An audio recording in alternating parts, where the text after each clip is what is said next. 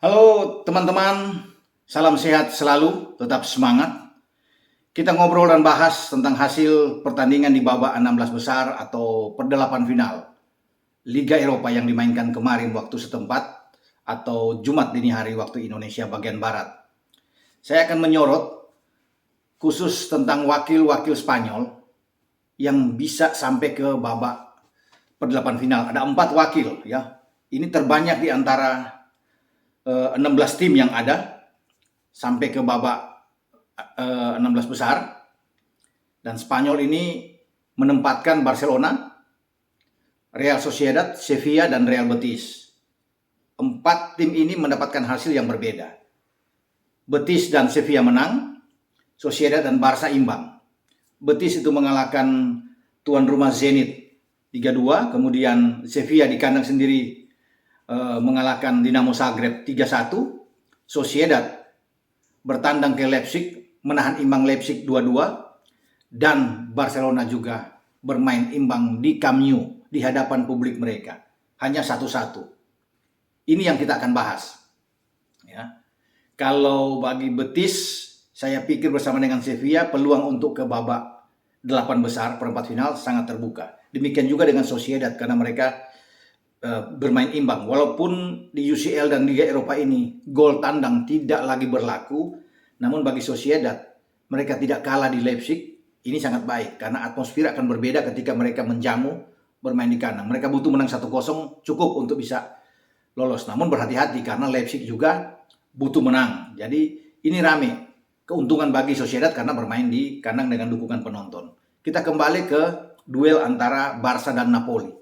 Hasil akhir 1-1, jelas mengecewakan bagi publik di Barca, juga bagi sang pelatih Xavi Hernandez. Bagaimana tidak, mereka bertarung selama 90 menit, bermain dengan oke, cantik, ya, bagus sekali, dominan. Ya, mereka itu terlihat dengan 67% penguasaan bola dan 33% hanya di Napoli. Yang tidak bagus bagi Barca, ya, kalau permainannya mereka oke, bagus, tapi penyelesaian akhir, finishingnya ini yang buruk. Ada 21 kali percobaan menembak mereka, 5 on target memang. Kalau 5-5 ini dimanfaatkan untuk bisa menjadikan gol, mereka bisa menang dengan 5-1. Peluang begitu banyak, kalau bisa dikatakan. Peluang bersih itu ada 7-8 sebenarnya. Dari 21 percobaan mereka menembak ya. Mestinya menjadi, karena penyelesaian akhir ini yang menjadi hal yang buruk buat mereka dalam pertandingan ketika menjamu Napoli. Terlepas Napoli juga punya Alex Meret di bawah Mister yang tampil oke, juga di garis belakang mereka sangat disiplin, di mana Koulibaly dan kawan-kawan bertarung habis-habisan karena mereka hanya memang mengincar untuk tidak kalah. Meski gol tandang itu tidak punya arti apa-apa, mereka bisa membuat 1 gol lewat Piotr Zielinski di babak pertama menit ke-29. Namun hasil 1-1 ini kan tidak ada apa-apa buat mereka karena pengaruhnya tetap di leg kedua di Stadion Diego Armando Maradona. Mereka harus bisa menang, dan kalau Barcelona juga bisa menang 1-0, Barcelona akan lolos. Tetapi karena mereka bermain di kandang, tentunya punya keuntungan lebih dari motivasi mereka, dukungan yang kuat dari fans fanatik Napoli itu saja, karena mereka harus bisa mengalahkan Barcelona. Demikian juga dengan Barcelona harus bisa memukul Napoli. Nah, Barcelona ini di babak pertama aja udah ada 3-4 peluang yang mestinya bisa menjadikan gol ya. Nico Gonzalez, Ferran Torres gagal membuat gol. Bahkan ada satu kesempatan di menit ke-28, Ferran Torres itu sudah kosong ya, tinggal mencocor bola masuk aja ke gawang Napoli, tapi dia tidak bisa memanfaatkan peluang emas ini untuk bisa menjadikan gol buat Barca. Semenit kemudian Zielinski bisa mencetak gol.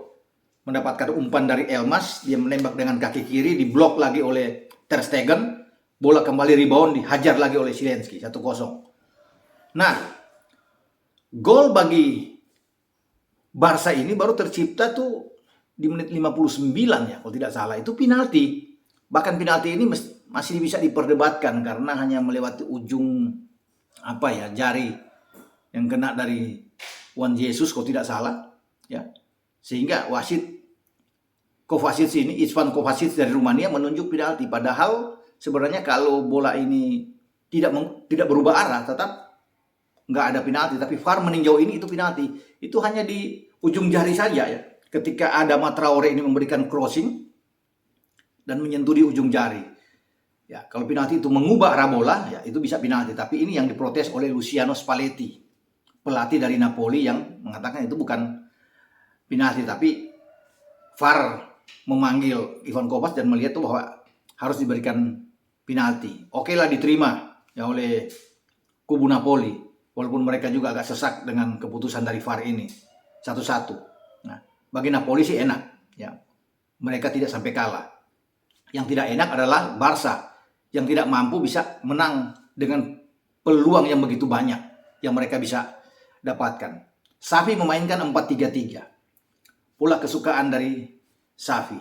Bahkan langsung dimainkan Ferran Torres di kiri, Adama Traore di kanan, dan Aubameyang di depan. Ini 3 pemain yang bisa menetapkan petaka buat Napoli ya, tetapi mereka tidak mampu berbuat banyak, kecuali Ferran. Ferran ada 9 kali dia melepaskan shoot sepanjang laga, hanya 1 on target, dan on target itu datang dari penalti yang diambil oleh Ferran Torres ya, untuk bisa menyamakan kedudukan. Memang sangat disayangkan bahwa dominasi mereka itu golnya hanya dapat dari penalti, dan mereka sangat buruk di dalam finishingnya. Yang diharapkan Auba dan Adama bisa mencetak gol pun tidak kesampaian. Ini yang membuat Xavi menarik 2 pemain tersebut untuk bisa menambah daya gedor Barca. Memainkanlah Luuk de Jong, Ousmane Dembele masuk. Ada 5 pergantian yang dilakukan oleh Xavi di babak kedua, termasuk Gavi masuk, Sergei Busquets juga ikut masuk, Des ikut masuk, Mingueza ditarik keluar ya. Kemudian Frenkie de Jong juga ditarik keluar. Ya. Ada 5 pergantian ini. Termasuk Adama dan Auba juga ditarik keluar. Tetapi tidak mendapatkan hasil apa-apa. Ya. Tidak sesuai dengan keinginan. Bahwa mestinya Barca harus menang. Biar mereka lebih enak, lebih nyaman saat mereka berkunjung ke Napoli. Tapi dengan hasil ini mereka tuntut harus kerja keras. Mereka harus menang memang. Tapi berat kalau kelihatannya. Karena bermain di Napoli. Alangkah buruknya mereka ketika mereka sudah out, keluar dari Liga Champions pada musim ini, ditendang Bayern Munchen, keluar dari grup E, turun ke kasta kedua, dan kemudian kalau mereka sampai tersingkir, ini tamparan buat Xavi Hernandez. Karena Xavi dianggap bisa mengangkat performa lagi. Paling tidak mereka harus bisa menjadi juara sebagai unggulan teratas di Liga Eropa. Tapi hasil ini mengancam buat mereka untuk tersisi di Liga Eropa. Padahal kalau mereka juara, mereka bisa langsung hadir di Liga Champions musim depan. Apapun hasil yang ada di La Liga. Katakan mereka bisa menjadi urutan kelima, ya hanya, atau ke-6. Mereka tetap akan lolos kalau mereka juara. Nah sekarang kalau mereka tersisi misalnya, gagal bisa menang di Napoli, mereka harus berjuang habis-habisan di La Liga untuk finish di posisi ke-4. Karena di atas masih ada Madrid, masih ada Sevilla, masih ada Betis. Itu yang mereka harus bisa habis-habisan ya. Dan sekali lagi, memang mereka tidak beruntung ketika menjamu Napoli. Dan ini bisa menjadi evaluasi bagi Xavi. Karena mereka sudah punya kedalaman skuad yang oke, terutama di lini serang. Bahwa ketiadaan seorang Depay, mereka masih ditutup dengan ada Auba di sana. Bahkan Luuk de Jong masuk namun tidak mengubah apa-apa. Mereka punya gelandang-gelandang bagus, gelandang-gelandang muda baik. Pedri, Gavi masuk di babak kedua. Bahkan di awal juga ada Nico Gonzalez. Namun tidak menghasilkan sesuai dengan apa yang diinginkan oleh Xavi. Ya. Hasil pertandingan lainnya di Liga Eropa itu juga kejutan terjadi, bahwa tuan rumah Dortmund gagal untuk bisa mengatasi Rangers. Dortmund kalah dengan 2-4. Ini yang membuat mereka sulit untuk bisa masuk ke babak perempat final karena akan berkunjung ke Rangers. Lazio kalah 2-1 melawan Porto. Namun Lazio akan menjamu Porto di leg kedua. Lazio butuh untuk bisa menang dengan 2-0. Enak buat mereka untuk bisa lolos. Atalanta menang 2-1. Ya. Bagus juga mereka ketika mereka mengalahkan Olympiakos. Namun harus hati-hati tetap buat Atalanta karena ini belum aman buat mereka. Kalau kalah dengan 2-0, Atalanta akan tersisih dalam agregat.